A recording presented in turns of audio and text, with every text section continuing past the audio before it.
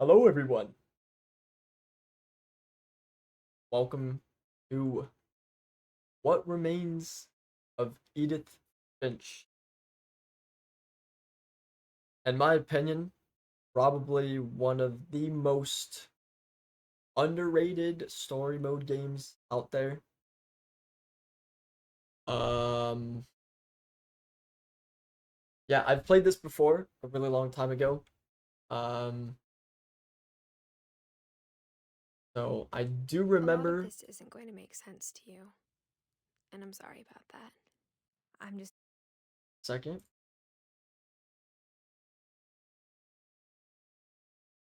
going to start at the beginning with the house. Now, because I decided to jump right into it, I guess I'll just explain everything right now. I'm gonna go through this as if it's like my first time playing this game again. I lived here until I was 11, but I wasn't allowed inside half the rooms. And I mean, this game is just, it looks amazing. It genuinely is one of my most favorite story mode games ever.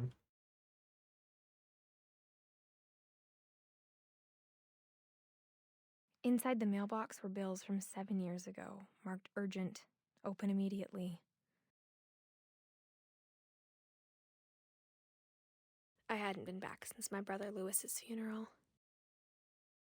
I'm also not using the face cam in this video because I just want the entire screen to be visible. In her will, my mother left me a key, but didn't tell me what it unlocked.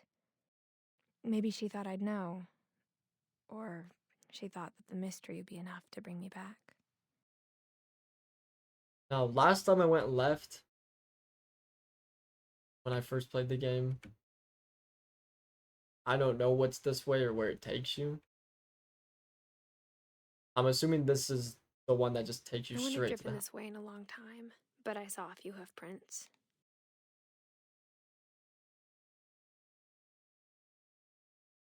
And I'm probably gonna be quiet for most of this.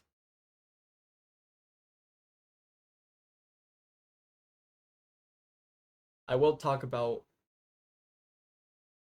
a couple parts of the game. The truth is, even after I inherited the house, I never thought I'd come back to it. But now I had questions about my family that only the house knew the answers to.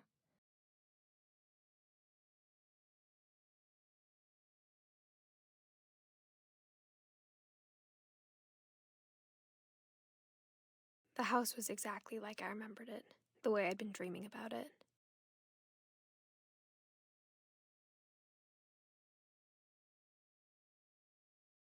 Like, to think of the design on this is just As a child, the house made me uncomfortable in a way I couldn't put into words.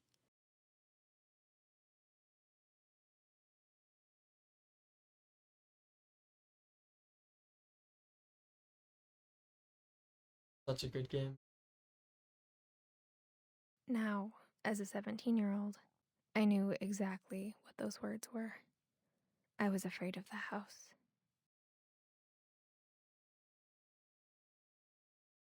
I hoped the key might unlock the front door. It didn't. Looking in, I felt like the house itself had been waiting for me.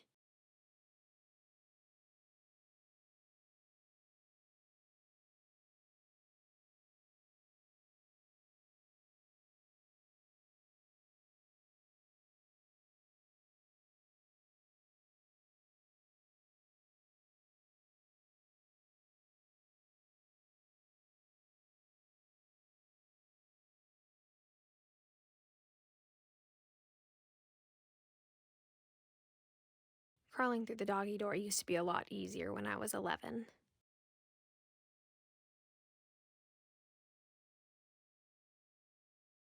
Remember when I first played this? The power had been turned off the night we left. I didn't know if it was gonna be a horror movie or not, or a horror game or not. For the first time in years, And I thought that I felt like I was home. when I went through the doggy door, I was gonna get hit by someone. But instead of a family, there were just memories of one.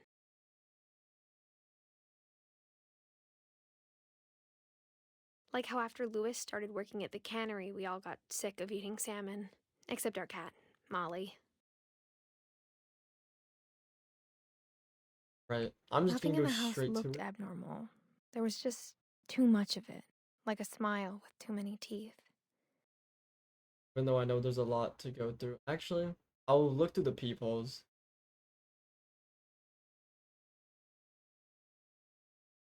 Edie told me once that every Finch who ever lived is buried somewhere in the library.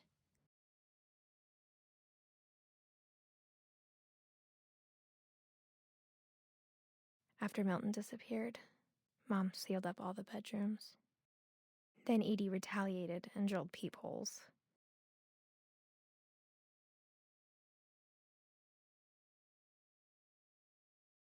As a kid, I just assumed every house had peepholes and sealed rooms you weren't allowed inside of.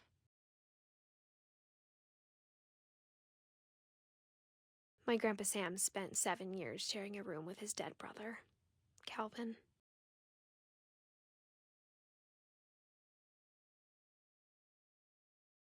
The last time I was in Edith Sr.'s room, I was 10 and she was painting my portrait.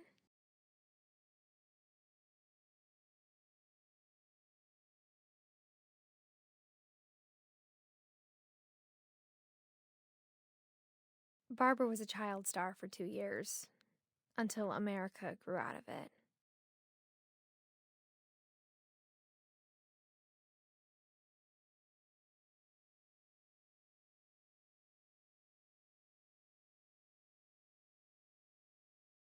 Molly always seemed like a girl I could imagine being friends with, if she hadn't died in 1947.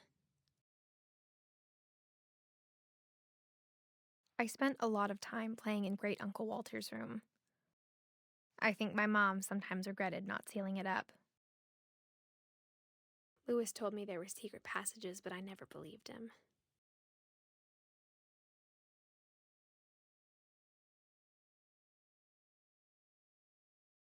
Turns out, my mom was really good at keeping secrets.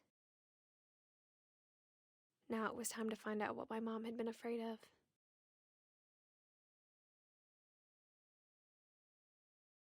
There's some Reading things this, maybe it sounds like I had a plan, but I had no idea what was behind that door.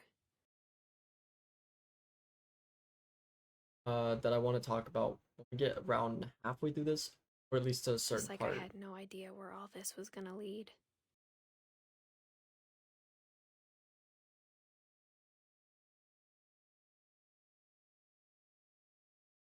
December 13th, 1947. Dear Diary, I'll be gone soon, but I wanted to tell somebody about what's gonna happen. It started when Mom sent me to bed without dinner. I woke up and I was starving, so I looked around for something to eat. The gerbil food was dry, but I didn't mind it.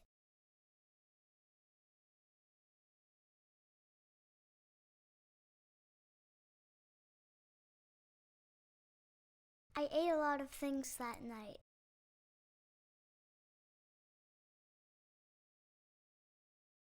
I kept eating and eating.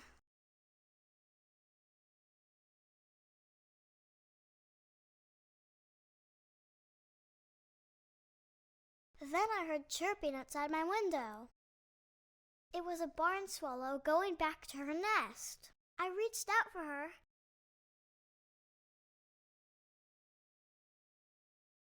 And suddenly, I was a cat. I tried to be quiet, but the bird was really scared.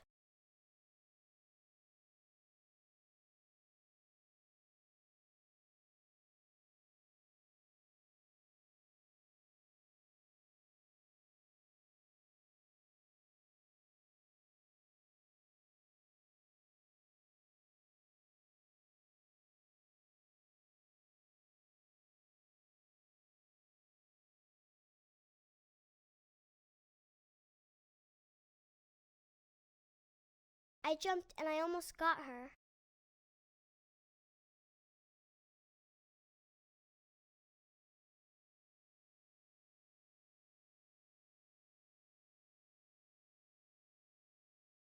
I didn't even know you could get on the porch like this.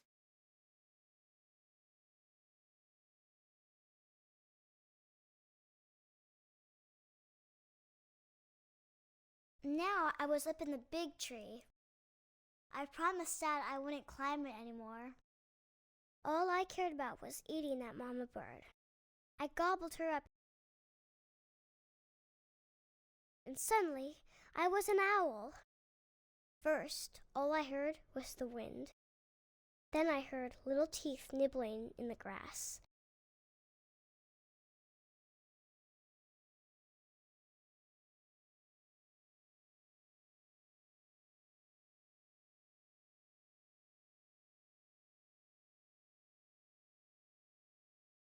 Rabbits.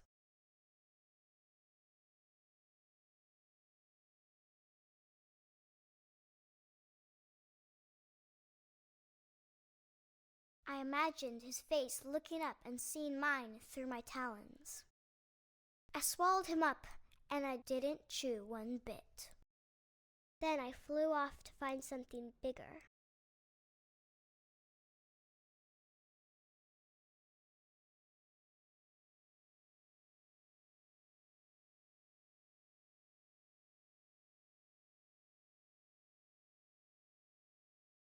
A mama rabbit.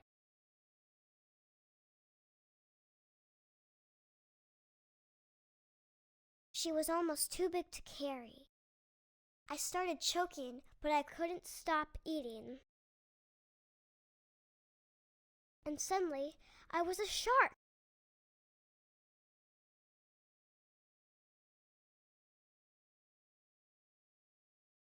I genuinely think this is probably one of the weirdest stories in the house.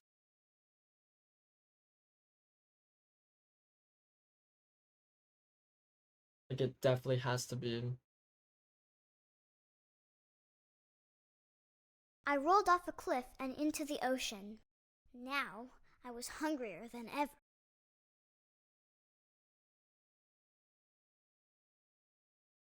I wanted fat, juicy seals. I tore off her flipper, and it tasted really good.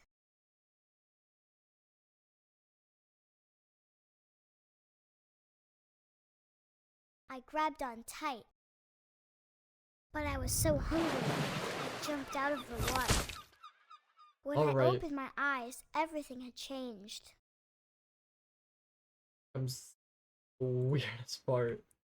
Now I was a monster, and I smelled people everywhere.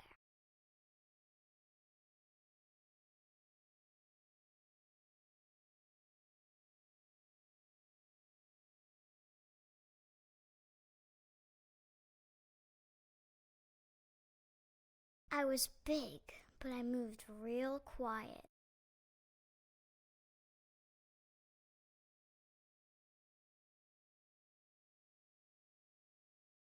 I mean, obviously this is the snake. It has to be I like wanted to one stop, of those but insane also river I snakes. didn't. I mean, this thing's huge.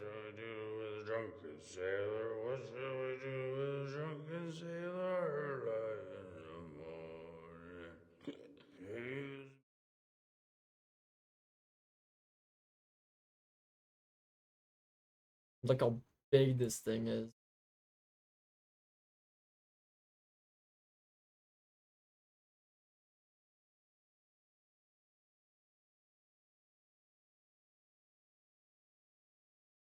After the last passenger, I was still hungry. And across the water, I smelled something new. Something I had to have, so I swam towards it.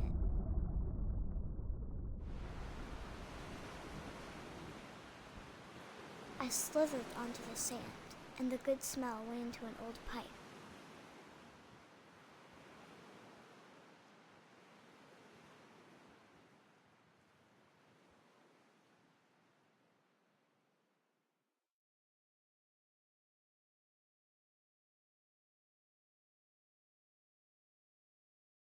I got closer and closer.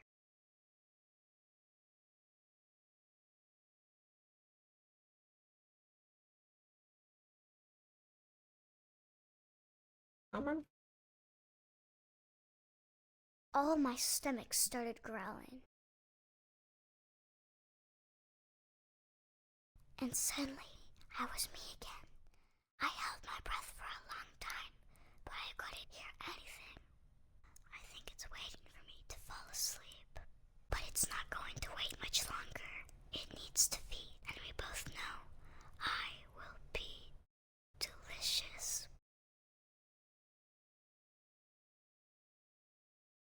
That is crazy story number 1. Ollie Finch. Don't remember. 10 years old. I'm not sure if I believed all He of was that, knocked but I'm out sure of Edie the would have. family tree.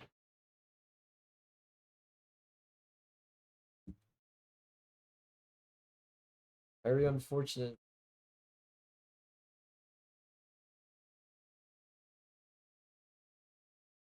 This will be obvious later, but my mom never told me any of these stories. Edie would have, but Mom didn't like bringing up the past. Though, when we adopted a stray kitten, she was the one who named it Molly. I spent a lot of time in Great-Grandma Edie's room. Her room was like a museum. For 500 years, the Finches have been famous throughout Norway for their fortune. And Odin Finch buries the latest victims of the family curse, his wife Ingeborg and their newborn son, Johan. On January 7th, 1937, he set sail with his family and his house, hoping to leave the curse behind. But 40-foot waves off the coast of Washington send the house and Odin to the bottom of the sea. Odin's daughter Edie, with husband Sven and baby Molly, step ashore on their new home, Orcas Island. Odin Finch is the first to be buried in the new family cemetery. His daughter Edie is already dreaming of a new Finch house.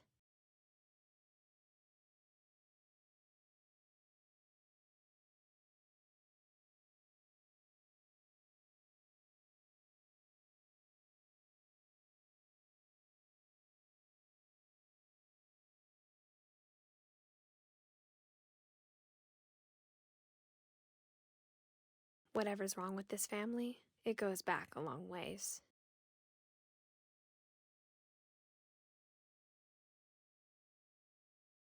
And there we get a little bit of a backstory on Even in her 90s, sometimes Edie seemed a lot younger than my mother. The only trace Grandpa Sam's first wife Kay left on the house was the pink bathroom. It was a pretty big trace.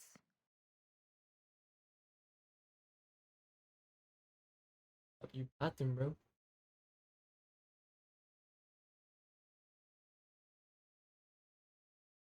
Don't tell me the toilet is a secret room. I don't remember a lot of this game. There's a secret in this bathroom. It's in the last place you would look. It isn't in the cupboard. It's hidden in this book. Oh, okay. Never mind then. I don't remember this. I thought Sven gave Sam an old camera he'd refurbished. He never put it down. I thought we were just going straight into this. Not to spoil anything if this is the first time seeing, but been out for a From the while. paintings on the wall, it was clear my brother hoping- Milton had been here before me.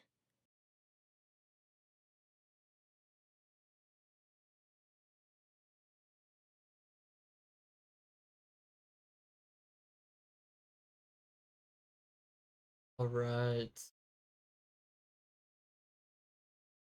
Cool looking room. I like how it's like 2 different designs. You have like the space sign, and then you got like the outdoorman side. I knew Grandpa Sam had a twin, and that he never talked about him. I guess my grandpa didn't like history any more than my mom did.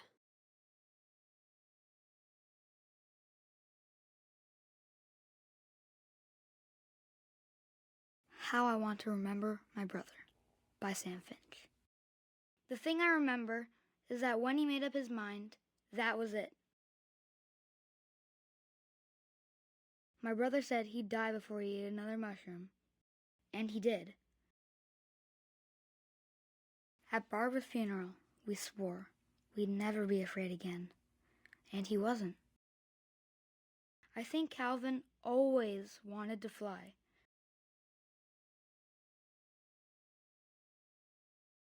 Sam! Calvin! Dinner's ready! Coming! But that day, he finally made up his mind to do it. I told him going around was impossible. Maybe if I hadn't said that. Calvin, I'm not gonna tell you again. Or maybe if the wind hadn't picked up. Then maybe he'd still be here. But I doubt it. I think he'd already made up his mind. That's what I want to remember about my brother.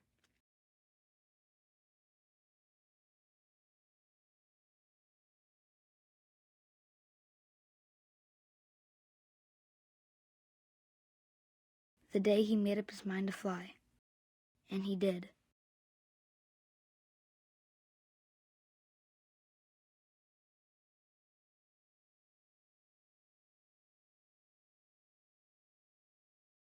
Calvin's story felt strangely familiar.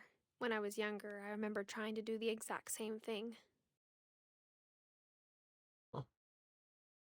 She also tried launching After herself the in a... funeral, Edie roped off Calvin's half of the room.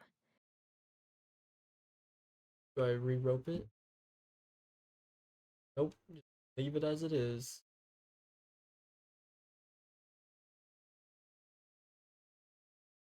Oh, am I not supposed to get to that? Mom said Grandpa Sam enlisted at 18 and never set foot in the room again.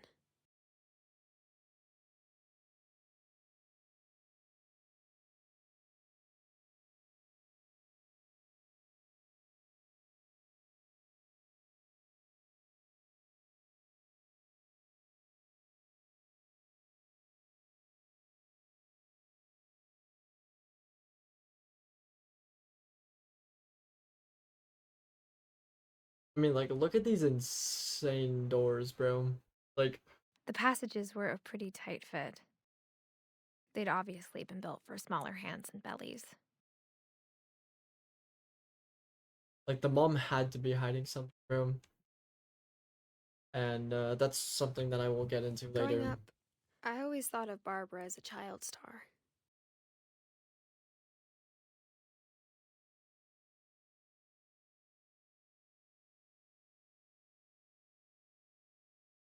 Of all the stories people wrote about Barbara's death, I'm surprised Edie saved this one.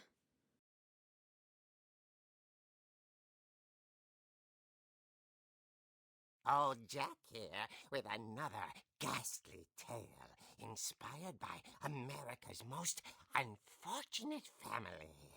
I'm calling it The Surprise Ending of Barbara Finch.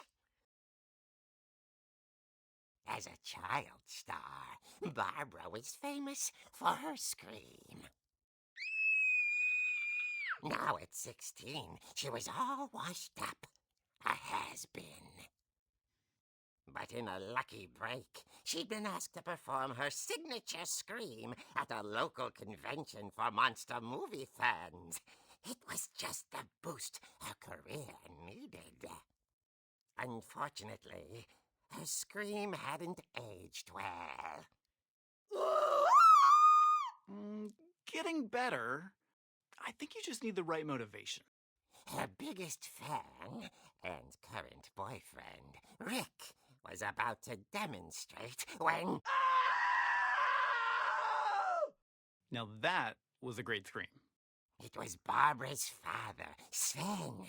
He'd slipped into a table saw and had to be rushed to the emergency room. So Barbara got stuck babysitting her youngest brother, Walter. Her convention comeback was cancelled. Okay, I'm hearing frustration, but I'm not hearing terror. What if I tried... A gang of hoodlums in Halloween masks have been terrorizing Orcas Island tonight. Police are urging residents to... That came from the basement. You're right! Also, I loved your delivery on that. Why is your basement door locked? Because my dad likes making puzzles and secret passages. There's a key hidden in the music box. The secret is to keep winding and winding until finally the key pops out. Thanks, babe. I'll be back in a sec. 20 minutes later, Rick hadn't returned. So Barbara went to look for him, right on cue. She reached for the music box. And as she wound the key, she listened for Rick, but the house was silent.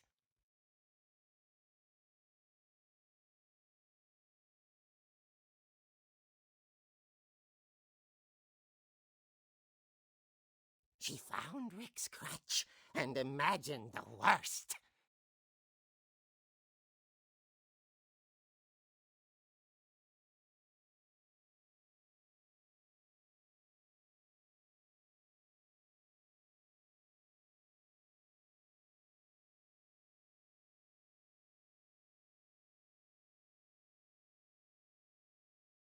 The gang's leader is the infamous Hookman killer, Dr. Carl Hamill, who impaled and then ate his family 10 years ago tonight.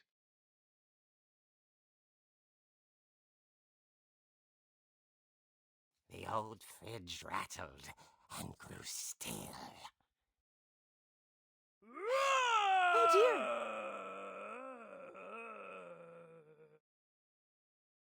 Oh! Rick?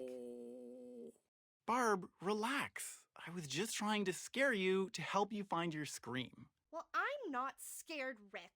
I'm furious. Then act furious. All I'm getting from you now is that you're hurt and confused and you're... She threw him out, but she kept a little something to remember him by. Barb, have you seen my other crutch? And she was still holding it when she fell asleep watching the late picture show. Hours later... Barbara! Walter, what's going on up there? Ah! Okay, I'm coming up, but if this is a trick, you're dead, Walter.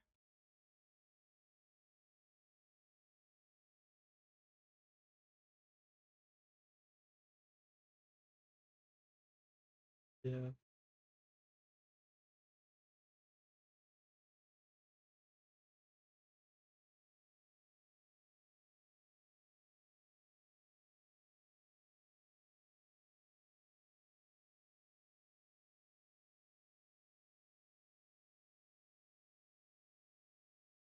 Walter, are you there? Walter had vanished, but his bedside radio was still on. Orcas Island police describe the man as 6 feet tall, with a steel hook for a hand. Residents are urged to lock all doors and windows and notify the police of any suspicious activity. Barbara turned, saw the hook man, and was speechless. He was quite smashing.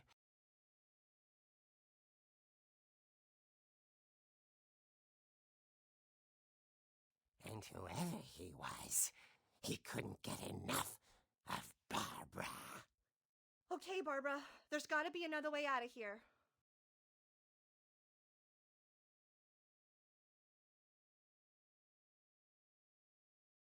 That night, she played her part beautifully.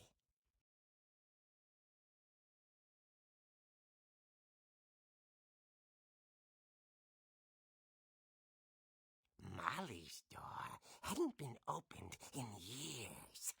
The hinges groaned.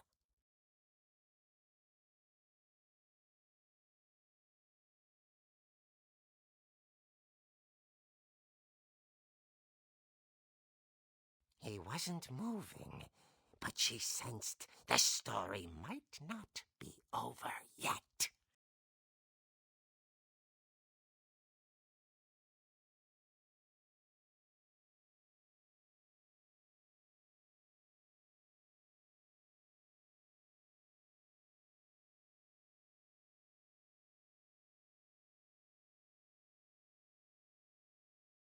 The hookman had vanished. She listened for his breathing, but all she heard was...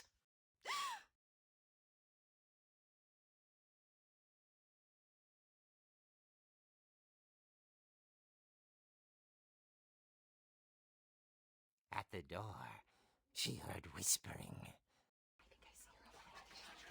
It was coming from inside the house.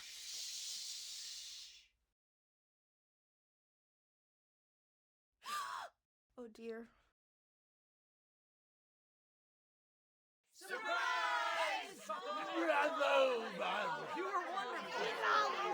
The monsters had come to surprise her. For Barbara, it was a dream come true. Then she saw what kind of monsters they were, and she realized what was about to happen. She was going to be famous. And with her final breath, Barbara Finch gave the performance of her life.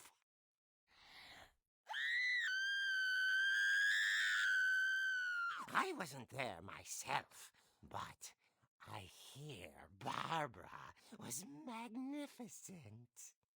Poor girl. She had a taste for stardom. But unfortunately, so did her fans.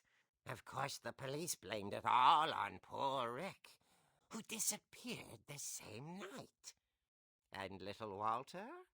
Hiding under his bed the whole time. He took it all pretty hard, but that's another story. As for Barbara, tucked inside the music box was all they ever found of her. Her ear. Now that's what I call a real eerie tale.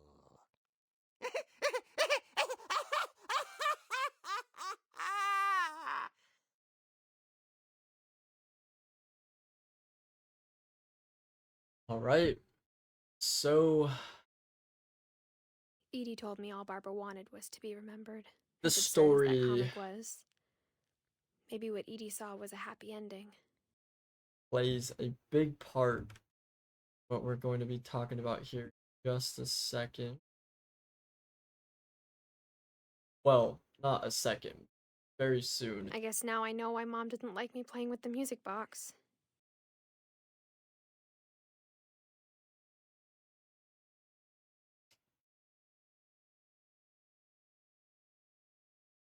I didn't even know that existed.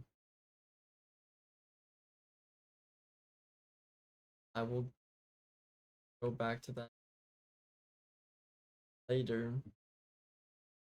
As of right now, here we go.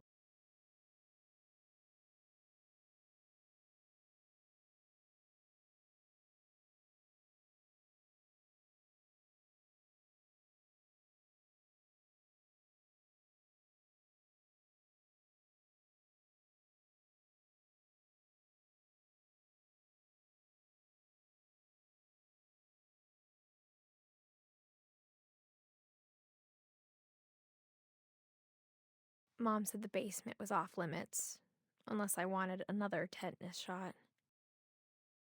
I saw Edie sneak down to the basement once, carrying packages.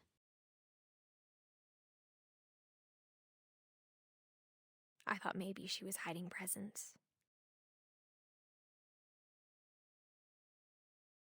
It turned out she was hiding a lot more than that.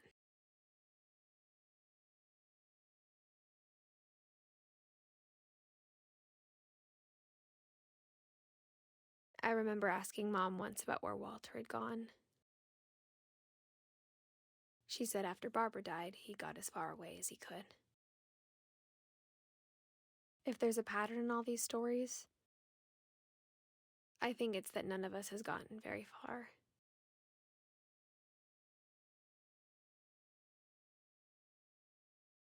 Goodbye, everyone. I can't believe I've been down here for 30 years. On that first day, after the shaking started, I didn't think I'd survive a week.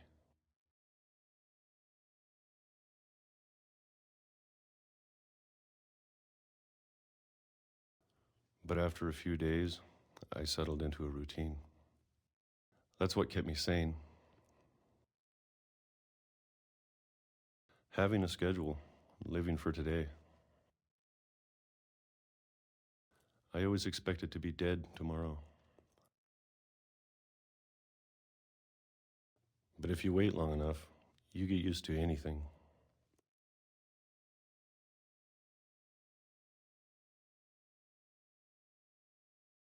Even a monster on the other side of the door starts to feel normal, almost friendly.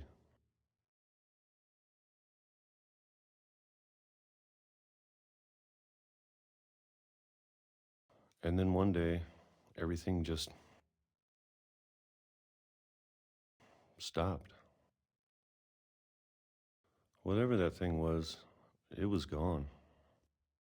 Maybe it got tired of waiting. Or maybe I just got tired of being afraid.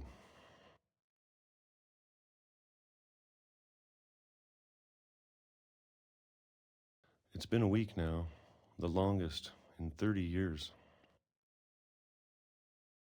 I'm done waiting. I have to leave while I still can.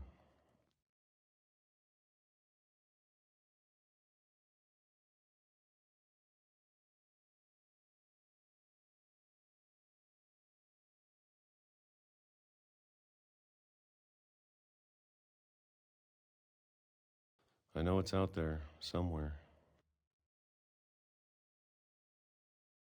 Whatever killed Barbara and Molly and Calvin. Maybe this is all a mistake. But I need to stop living the same day, even if it kills me.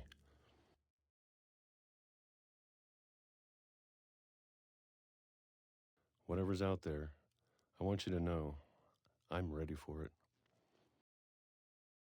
I'm going to appreciate all of it, especially the food. I don't mind if I only have a year left, or a month, or a single week. I'd be happy with one new day. I can already imagine the sun on my face.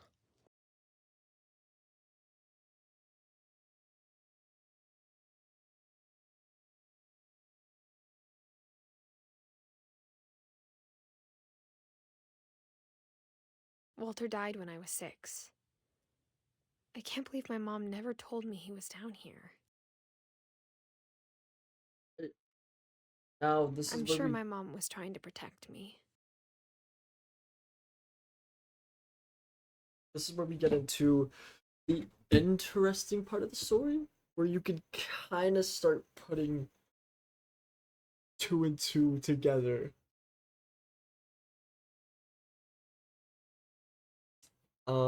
Maybe she was afraid I'd end up like Walter. I saw a video But on if it, she never told me about an uncle under the house, I and can only imagine what else she was hiding. I'm gonna I sit don't want to here make and the same talk about it mistakes first. she made. But if you really think about it, it's not a family curse. Edie Finch is just a murderer. If you look at the story, um, it was a freak accident. The dad or uncle, I don't remember, pretty sure it was the dad, fell on a saw. She was instantly next to him and was taking him to the hospital. And then Barbara fell asleep. All of a sudden, she woke up. Mom was probably home. Um, Um, I'm not very good with remembering names. Actually, here we go. Okay, Barbara. So mom comes home with father. Um, Walter sees Edie with the father, and he has a hook hand, and he's probably dead or something. Who knows? And she's carrying him through the house. He screams and wakes up, he screams, which wakes up Barbara. And then they probably get an argument, and Edie probably hits Barbara over the railing and kills her, and then just makes some fake story Trying to about it bury to get something that's famous. still alive. And it would make sense because Walter then hides himself Now in a that there's only bunker one of for us left, 30 years. or maybe And 2, instead of leaving the bunker through the I door thought it was that time I leads heard the stories back for into the myself house, he broke open and found out what a happened to everyone wall else. and then just miraculously got hit by a But now I'm train that worried goes the under the stories house. themselves might be the problem. Maybe we believed so much in a family curse, we made it real. And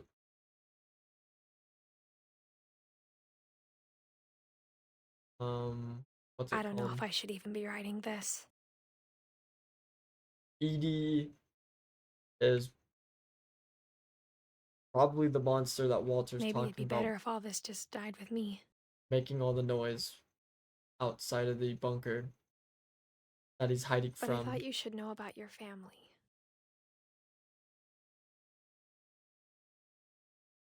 And the history you're a part of. Though to be honest, I feel as lost as you probably do right now.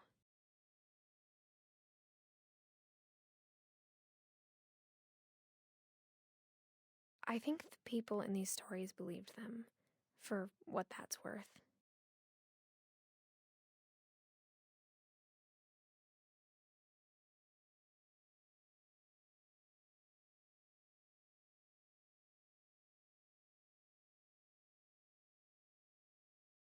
And when you look at the house, that history of imagination and stubbornness and madness, any of it seems possible.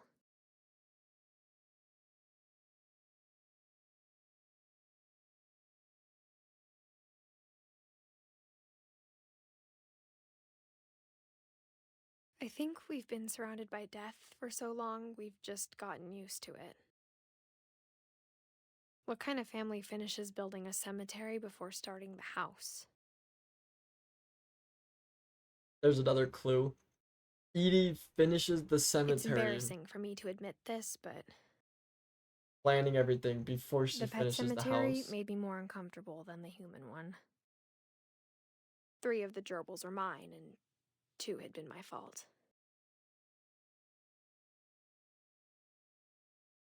Well, we got Furpy, Chirpy, Burpy, Derpy, and Derpy Jr.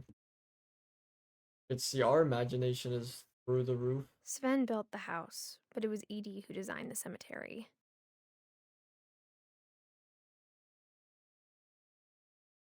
Of course, Edie designed the cemetery I'm sure Odin's monument had been Edie's idea.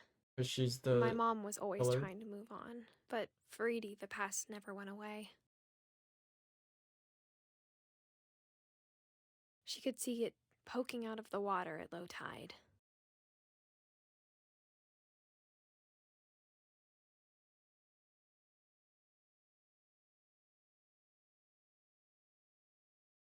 Edie said she dreamed about the old house every night.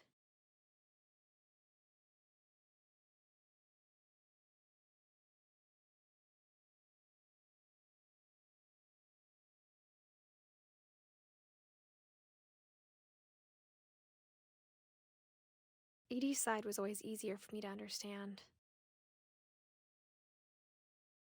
But the older I get, the more I can see where my mom was coming from.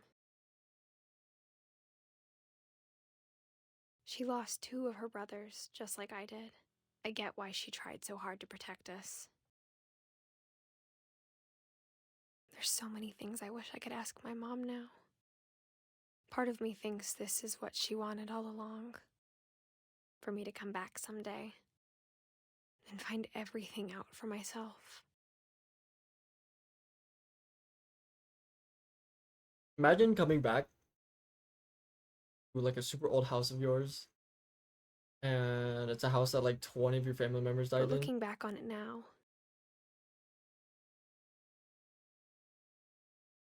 if she told me there was going to be so much climbing, I never would have come when I was 22 weeks pregnant. And you just find out that like your great grandmother is a mass murderer.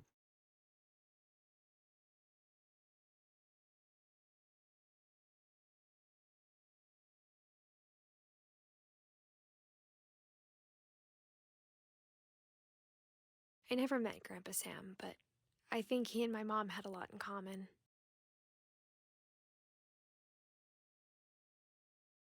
They were both pretty intense.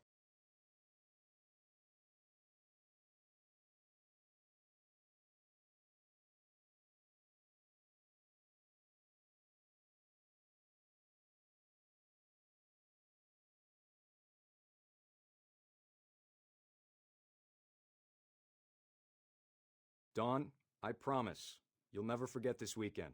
Yes, sir. These memories are gonna last a lifetime. Mm-hmm.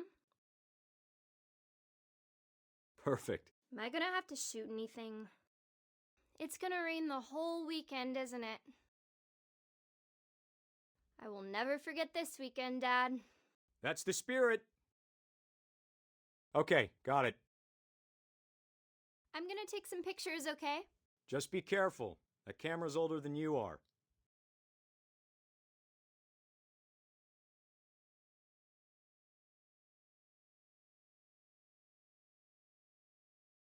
You're right, Dad. It's starting to clear up. Still freezing, though. Aw.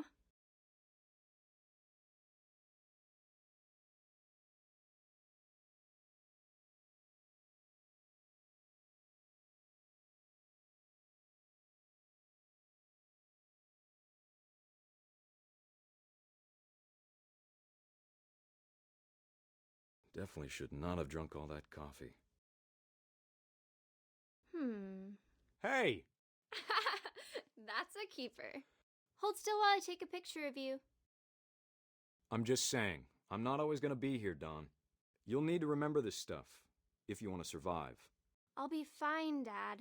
You know who else thought he was gonna be fine? Dad! Good eyes, Dawn.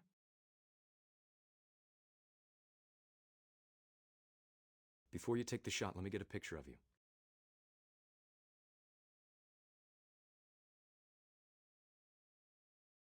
Dad, I... Just breathe. Turn off your imagination. Focus on your target.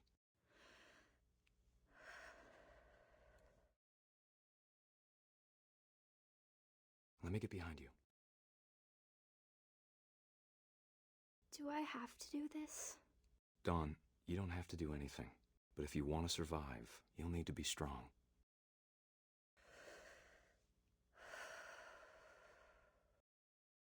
Now keep yourself squared up, elbows down, like we practiced.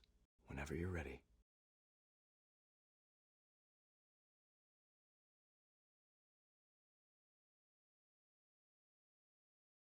Supposed to be in frame, bro. I forget this part.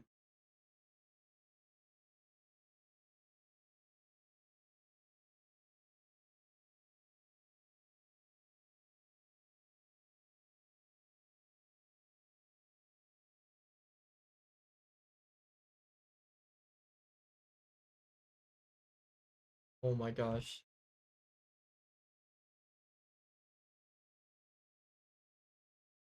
I'm literally just blinding myself. Am I supposed to just...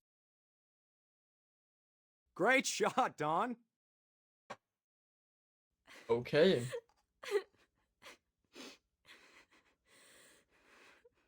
I'm proud of you, Dawn. Always remember that, okay? Dad, it's twitching. I think That's it's totally normal, Dawn. Just focus on the camera. Try not to think about— Dad!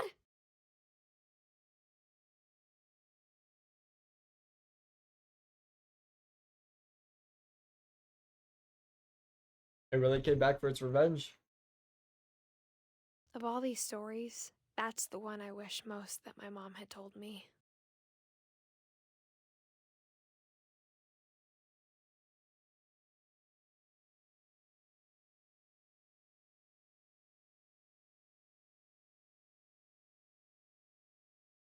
Passages? Or just climb back outside? Instead of hiding from death, Sam seemed to go out of his way to meet it.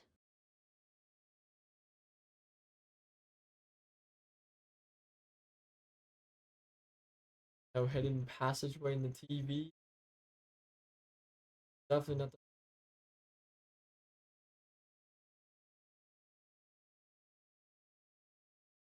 Oh, here we go. Behind the trophy case.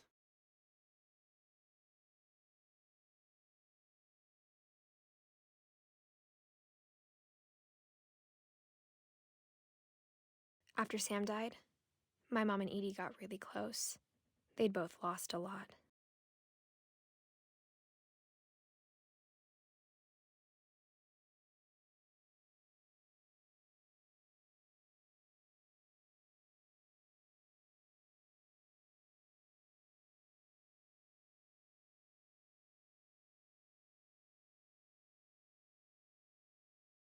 Dear Kay, do you remember the way Gregory used to laugh when he thought he was alone? Like something funny was happening, but only he could see it.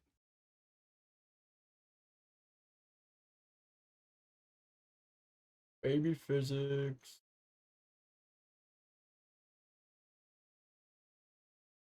I think he saw things the rest of us don't.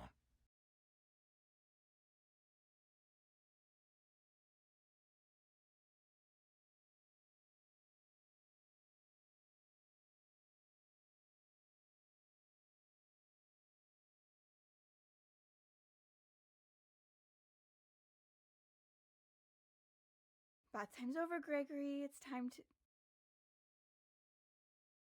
Hold on, sweetie. Hello? Sam, I told you I don't want to talk right now. I wonder what he saw. What his world was like.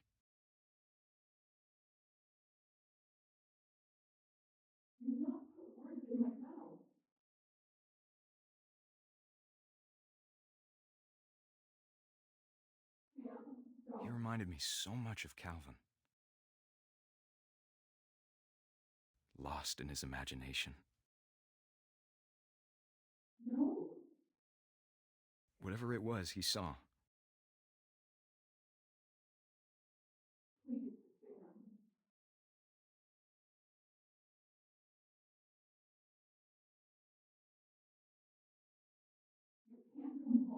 It sure made him happy.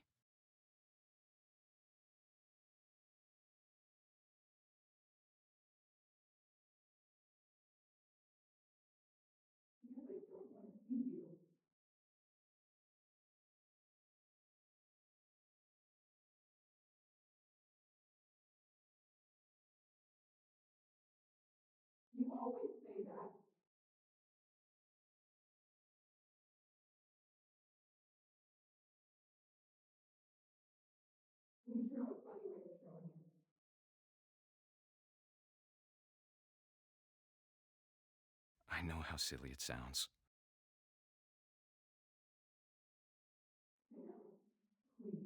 That I worried about a baby being too happy. But I could feel him slipping away. Sorry about that, Gregory. I know you did everything you could. Maybe if I hadn't called that night. I wish he could have told us. Hold on, I about the world he saw.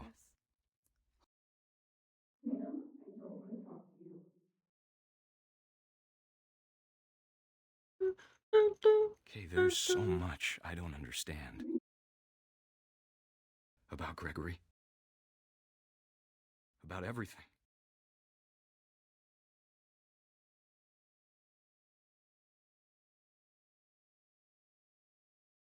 but I know what happened wasn't your fault.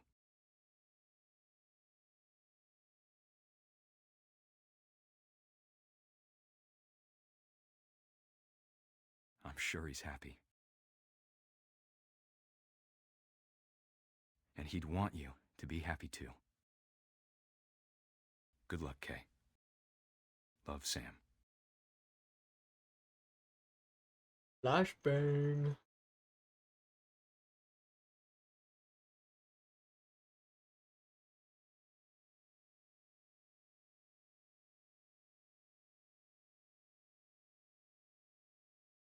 I did not know that I could just move and it would close the book. I can't imagine my mom ever writing poetry, and yet. A poem for Gus, who always said the wedding was a bad idea. Our father never hit us kids, at least not very hard, before the day my brother said with teenage disregard that he'd be dead before he'd see a wedding in our yard. Oh, we got. My father made him come, of course, but Gus stood far apart, just flew his kite and bottled up the storm inside his heart.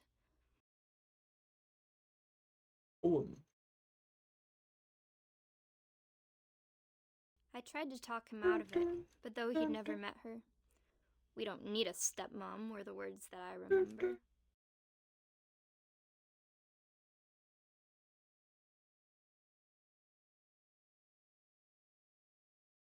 Okay. Is there something? Do I have to hit someone? Fringe. Right? Oh. You're lucky you're being protected. How far over could I go? Oh. When the time for photos came, Dad ordered him to come here. But Gus declined and as a sign held up his middle finger. What a kid. The wind picked up and panicked geese appeared and quickly went. But all the humans did that day was go inside the tent. Oh, oh. The rain came down in buckets then, but no one seemed afraid that nature might destroy the tent our dad had crudely made. Me next, baby.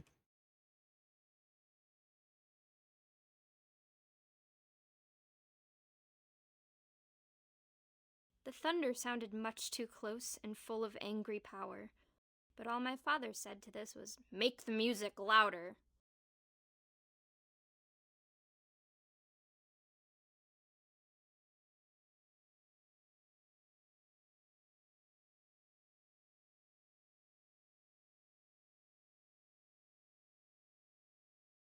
I wish that I could truly say I thought about you on that day. Out there on the beach alone, just you, the wind, the sea, and foam. But I didn't, until we found you. That's insane.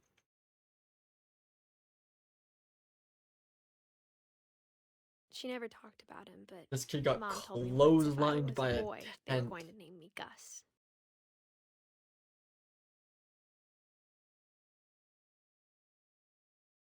I don't think there's a worse way to go out. Oh.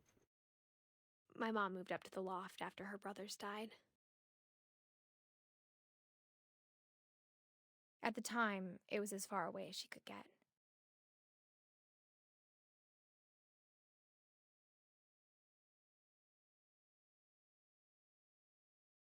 She spent a summer building houses in Calcutta, where she met my dad, Sanjay. I was gonna say, that's what I climbed up here. Religion was another thing my mom never talked about, but I think it helped her a lot after her dad died. Oh, never mind. Still climbed up here for no reason. My mom moved to India a week after graduation and got a job teaching English. Louis was born a year later.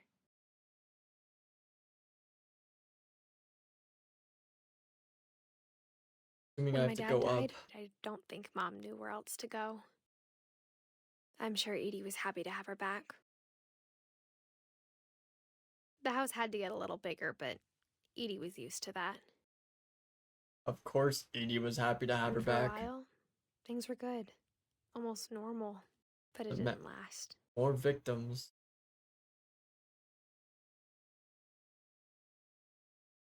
The beginning of the end was Milton's 10th birthday, when Edie gave him a castle. After Milton disappeared, the only thing he left behind was a room full of paintings. Didn't want to go back in there. Game.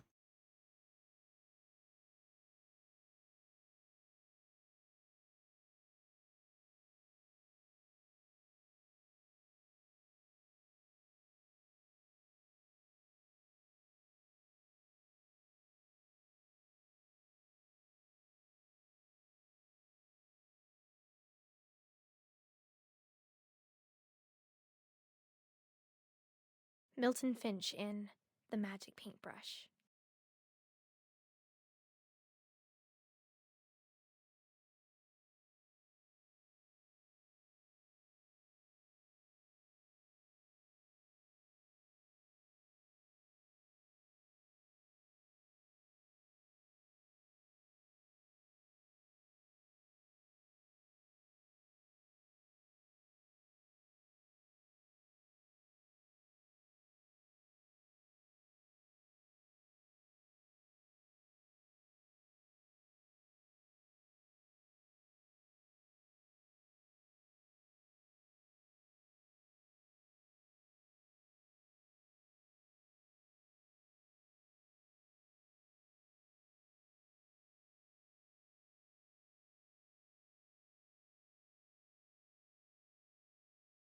He opened the door to Narnia and walked out of existence. I was 4 when Milton disappeared.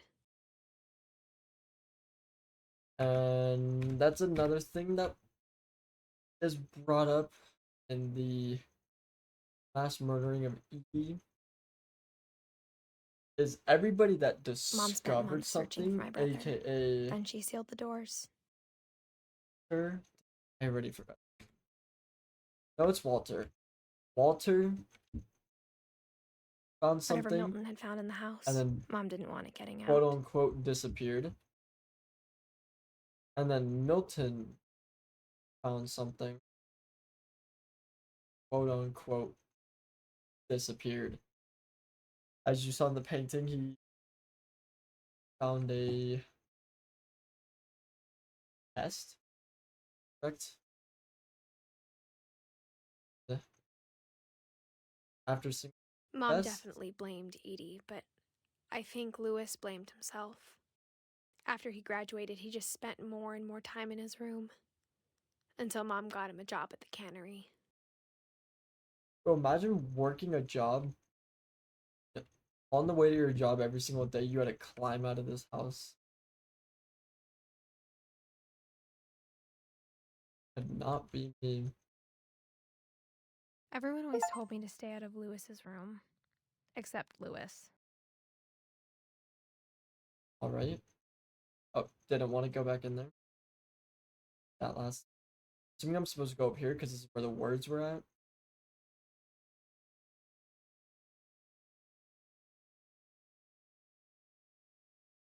Oh, and also in the beginning when we looked at the people in the library and we talk about how she said that everybody's buried in the library, it's the stories that she's made up about everybody's death. Lewis's room smelled very, nope, very nope, familiar. Nope, did not want to do that. That okay. part of him lived on. All the stories that she made up about everybody's deaths, then she would never be guilty of murder. Lewis and I spent a lot of time playing games together, but he was surprisingly bad at them. He died a lot. Yeah, I destroyed both of you guys in a 1v2.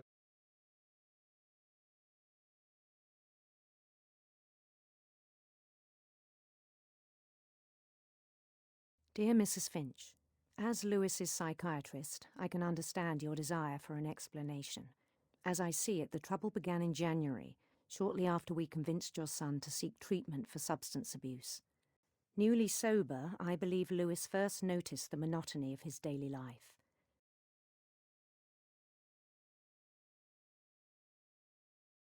He kept working at the cannery. But he withdrew part of himself. In our sessions, I saw the same behaviour. His mind began to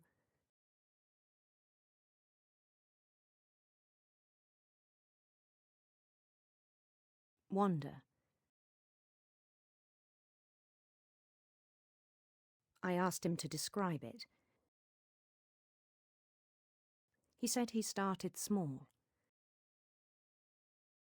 imagining a labyrinth. He'd feel his way about.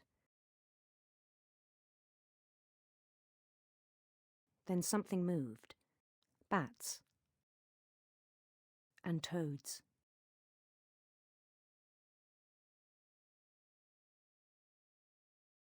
And things that have not names.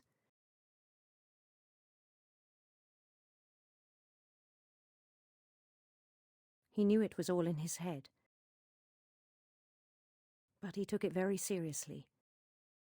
I had hoped he'd find himself.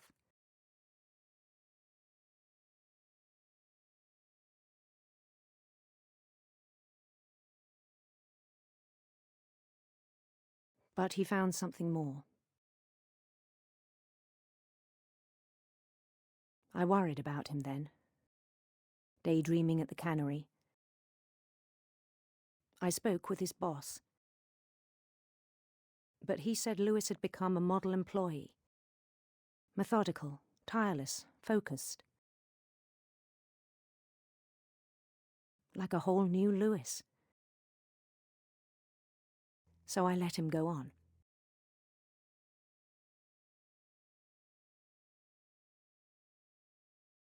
I even encouraged him. It seemed very promising at first. He told me he'd made a new friend.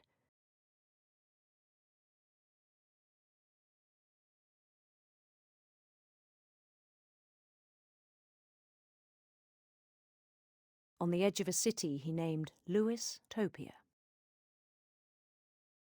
He built the city up slowly, brick by brick. Then he made musicians.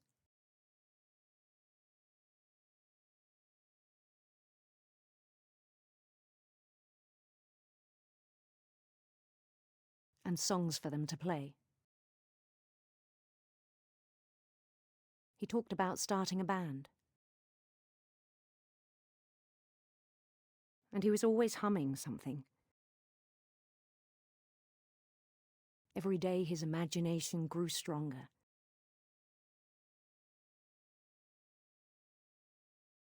He no longer spoke at the cannery. But his chopping was as reliable as ever. Then one day it struck him that all the cheering crowds, even the stones under his feet, were all in his imagination, so he could do whatever he wished.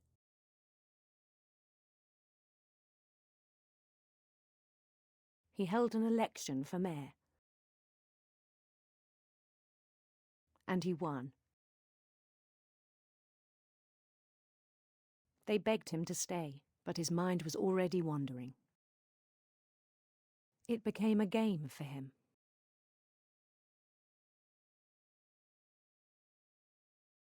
He'd conquer a city, then immediately push on. New Louisville. Watch, what of these be? St. Petersburg or something? St. Louis. Well, that He kind started of drifting away from our reality. knocks out St. Petersburg.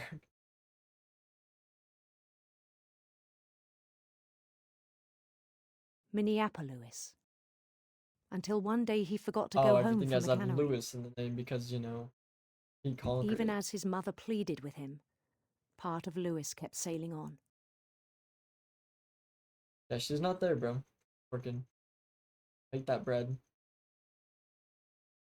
Yep. Straight back to it.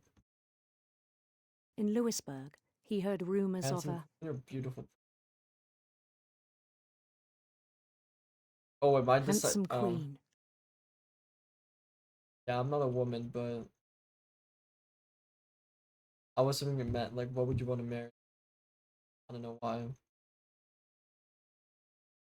The queen Radiant was on her own rainbows? quest for sinister serpents. Yeah, I have no idea what's going on right now. So I'm a queen? He followed the sound of her. Gotta be a harp. Like, I'm a queen. Silver harp.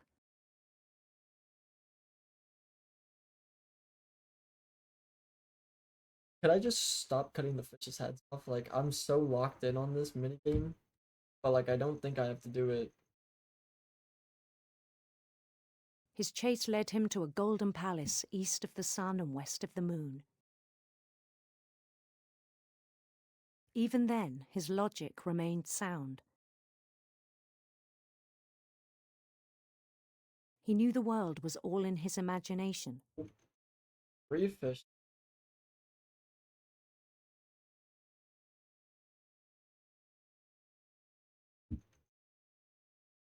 But he was so proud of having created it. In his own eyes, he'd become something greater than a king.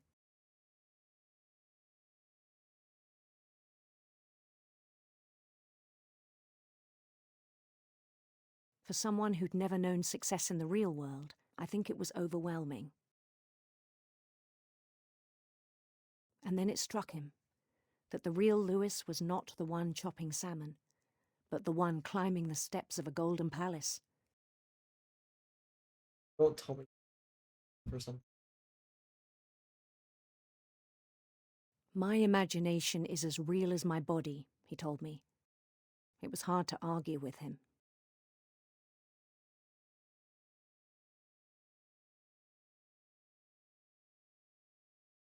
Yeah, man, what a palace. For your stupid, miserable 9 to 5. He began to forget the world we know.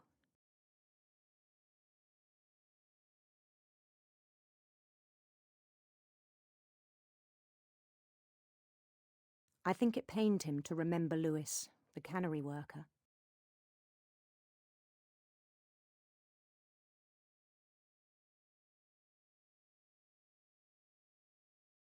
A lot of dead fish. He began to despise the man with a royal contempt. Holy. Is this everything I'm doing? Oh. I still thought I I'm could committing save him. suicide. Even after he said he was being crowned king over all the lands of wonder. The palace would be packed with his companions.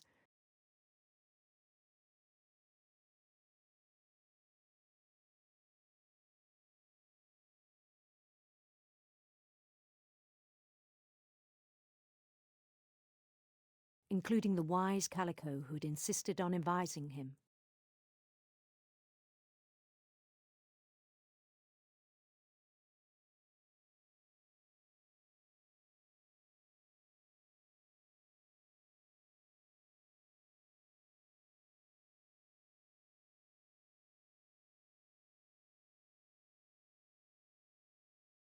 His queen waited, holding his crown.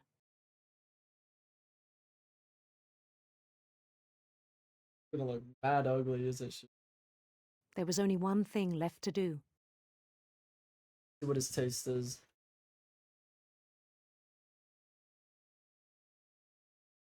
Bend down his head. Yep. I'm dead. Just like the fish.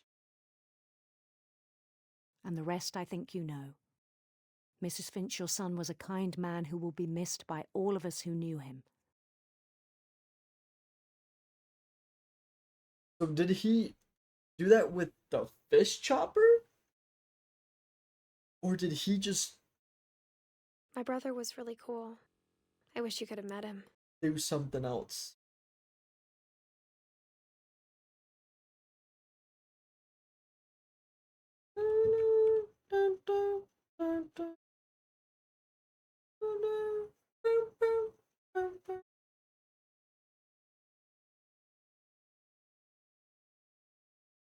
walk off. Come on. Okay. Up the top. Never mind. Was I supposed to go around a different way?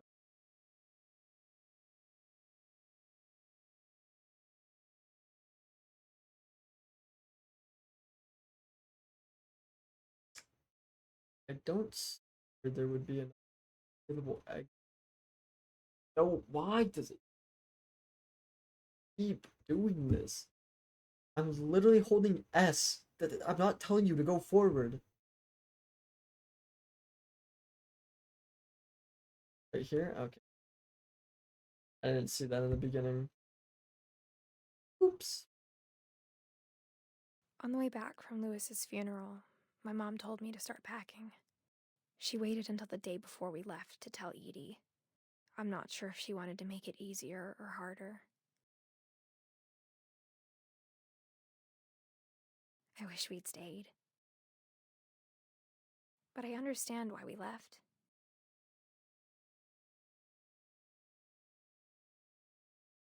I'm gonna be honest with you.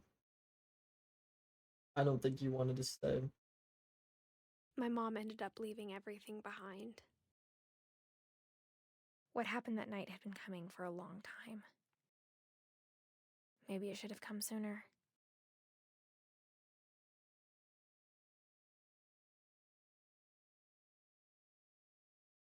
But it had to end one way or another.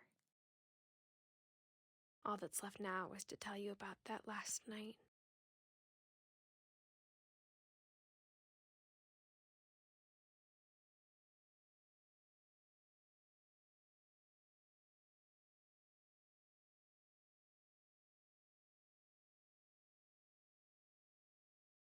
That whole last day, Edie just watched us pack and didn't say a word. Until supper, when she raised her glass and said, "To our final night together, and all our final nights apart." Grandma, you know what I said about alcohol. Some of your medications are very Edith, specific. I left a present for you in the hallway. Why don't you go open it? The grown-ups have to argue now. I'm sorry, you're right.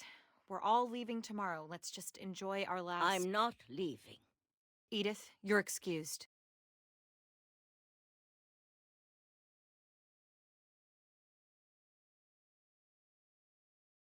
As soon as the kid walks away, the power had been shut off that morning, but Edie always had plenty of mass candles. murder that When my mom said the library, I don't think she knew about the other entrance. Again.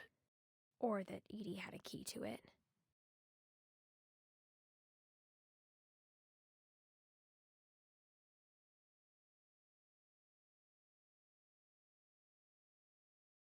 That thing you're afraid of isn't going to end when you leave the house. Edith has a right to know these stories. My children are dead because of your stories. I think it's best if Edith and I leave tonight. We'll have the nursing home send a van for you in the morning. Okay?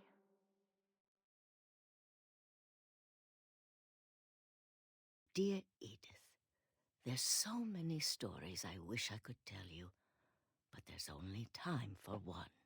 This is about what happened on the night you were born. That night, the tide went way, way out.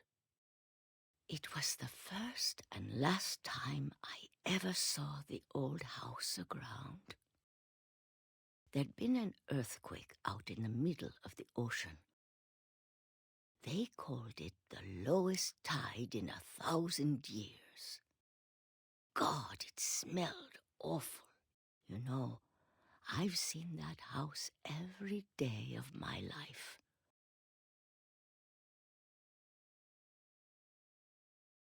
But I never thought I'd go back to it. When the fog rolled in, I lost my way.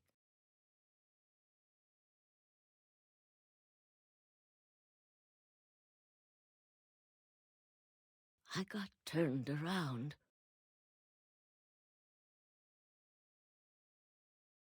No, I didn't.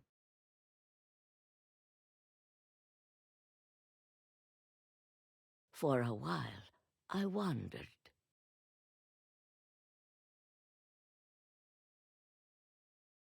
I started seeing things.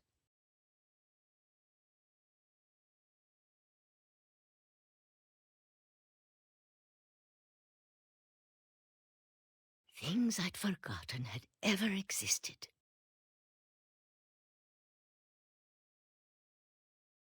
But when I saw them, they felt like old friends. That night, a lot of things came back to me. Or maybe I came back to them.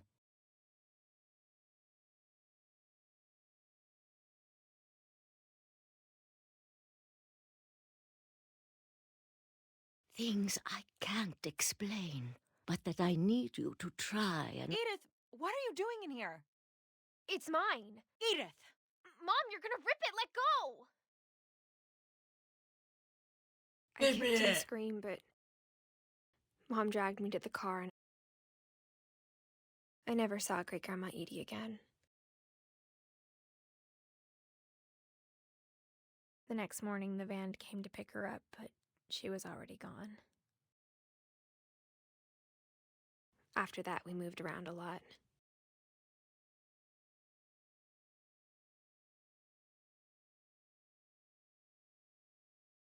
We both tried to make the best of it.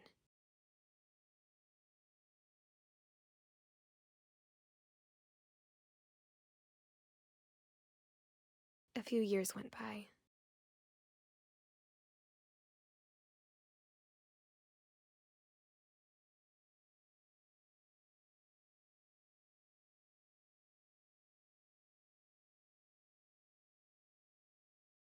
My mom didn't like to talk about it,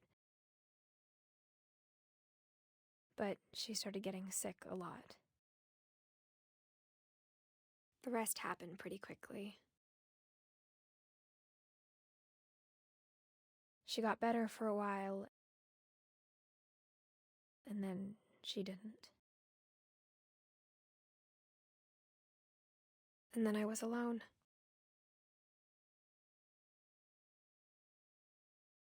The last Finch left alive.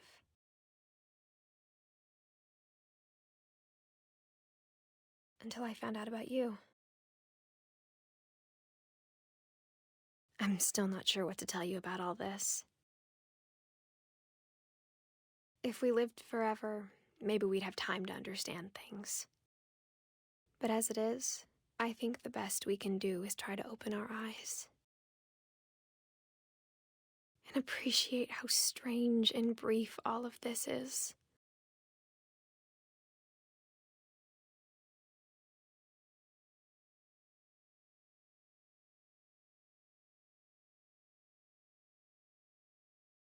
This journal was supposed to be for you.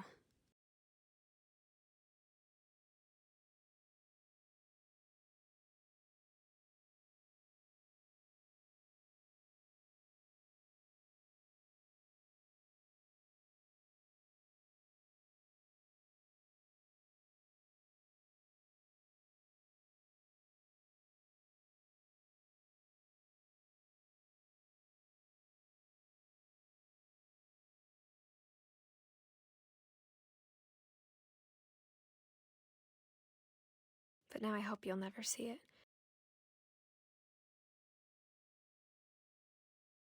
Why she doesn't want me to see it is because Edie is a mass murderer.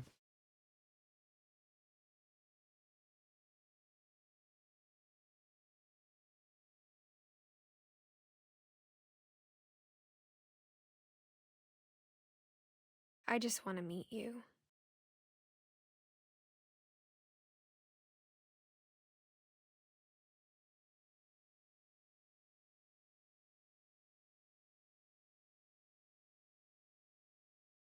And tell you all these stories myself.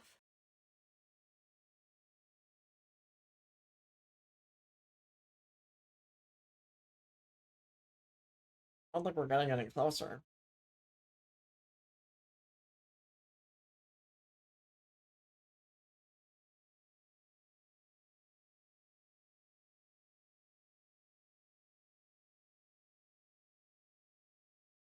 But but I guess if you're reading this now.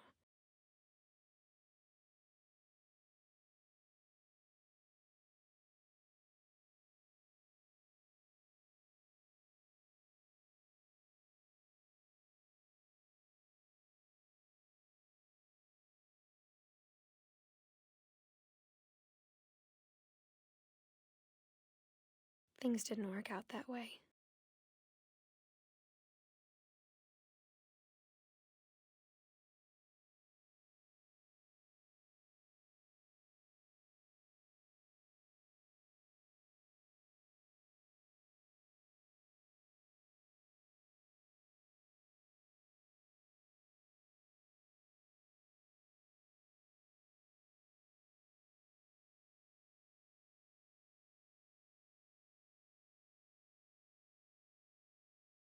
This is where your story begins. I'm sorry I won't be there to see it. It's a lot to ask, but I don't want you to be sad that I'm gone. I want you to be amazed that any of us ever had a chance to be here at all. Good luck.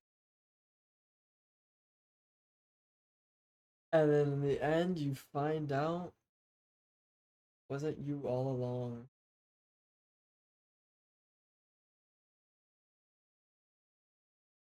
You're dead.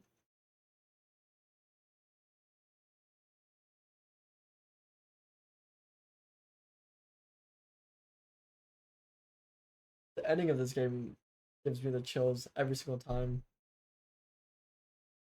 Totally not the fact that my window's open and I have a fan blowing on me and I'm slightly cold.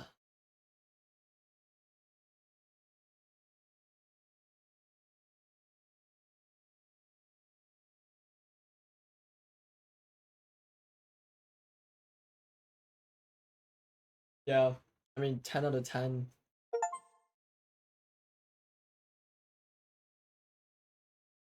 10 out of 10, no matter how many times I play it.